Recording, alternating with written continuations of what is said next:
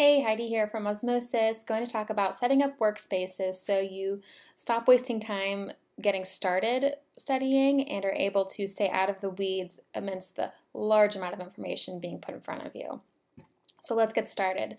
The first thing you'll need to do is upload a document within your course documents and then select a date and then select your time. So I'm going to select 2 p.m. here. Go ahead and browse your files or drop in a document. From there, your document will take time to process, so we recommend doing this the night before an exam. Then before you even need to open your document, we have an option for quick review that'll kind of give you a direction to see where the lecture is going, and if you have time, check out Analyze Text. This is a really handy tool. With the month view, you can start to see how important terms are appearing hundreds of times.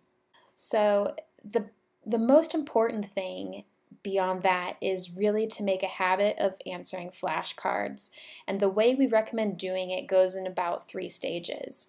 So first, you'll want to open up your documents, and from there, you'll see a few different ways that you can review the flashcards in this first round. Before you even get started, Osmosis should be suggesting flashcards to you.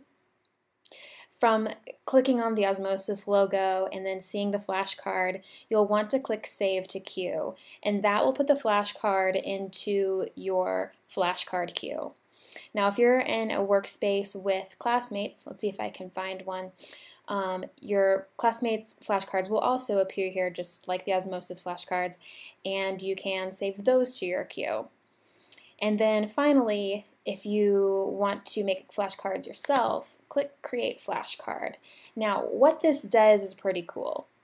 You can just simply highlight the text from your PowerPoint slide, paste it in. Let's see, you can block out words using these curly brackets on either side, and that's called close deletion. What this does is automatically, without you having to do anything, put this slide on the back of the card. Publish this to the group. Okay, great. So I already have 2 flashcards that I've made for this slide. After you get done saving these cards to your queue, you've already reviewed the cards once, and you have reviewed your documents. You'll want to refresh this page, and those newly saved flashcards will appear here in your queue. So I previously had 33, now I have 36. Select flashcard quiz, and as you'll see here, what is happening is that the lecture slide is on the back of the flashcard. Now, the Osmosis flashcards don't show the slide on the back, but that's when you would be able to, for example, this slide, click on the key term and then see in your timeline when that appeared. So that's the second time that you've reviewed flashcards. Now for the third time. At this point, there are a couple different ways that you could go about doing it, and that's a little bit more flexible as far as best practices. So I'll just go from left to right across the screen here. The first way is to view the Osmosis flashcards, and we will keep your progress. Just by selecting Start, you can just review the ones that you got wrong within a deck and start that quiz, but I'm going to exit here. Then inside your workspace, you can go to Course Decks. Okay, there are 2 ways here to review flashcards. You can filter by calendar source or browse or create the flashcards. Filter by calendar source, here you're just selecting an entire day. You could click and drag to select a whole week. Now this course was in September, so now I have flashcards. Okay, once you hit Build Quiz, again, you can just say the ones that I got incorrect as your default. Now browse and create cards. An interesting thing here is you can search the deck for keywords. So there are 4 cards. You could save that to your queue. And from there, you could even download the mobile app and on the go have these 40 cards in your flashcard queue. And you could even download them offline. Okay,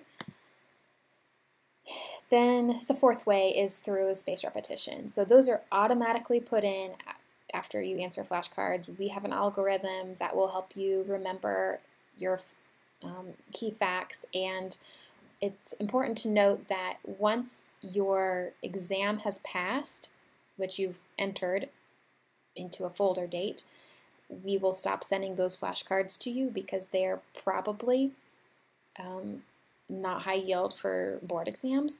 But if you want to turn that off, you can just change that here. Okay, so some housekeeping. To get these time slots on any given day, you can subscribe to your school's calendar. Just go to Edit Calendar and then import from Google Calendar. You'll want to, before doing this, actually subscribe to your school's Google Calendar via your own Google account. Another thing you could check out is your group members to see who all is in your workspace. So one of the last things I'll cover is your membership role. And so by seeing your group members, you can scroll in here and see your own role.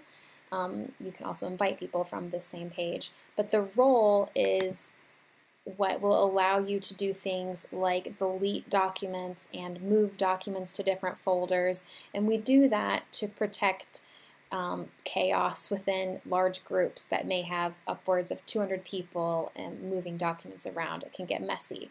So that role situation's there. Here in my own private coursework, I can, let's hit edit icon, I can delete a document, I can move it, and as long as nobody has created notes or flashcards attached to this document, I should be able to move it around how I want. Here's my course folders. You can see my exam dates. Again, that kind of deals with your roles too, if you can select this edit button and actually move the exam dates around. So definitely let us know if you have questions about that or workspaces in general. We're here, happy to help, and just hope you have a really productive day studying.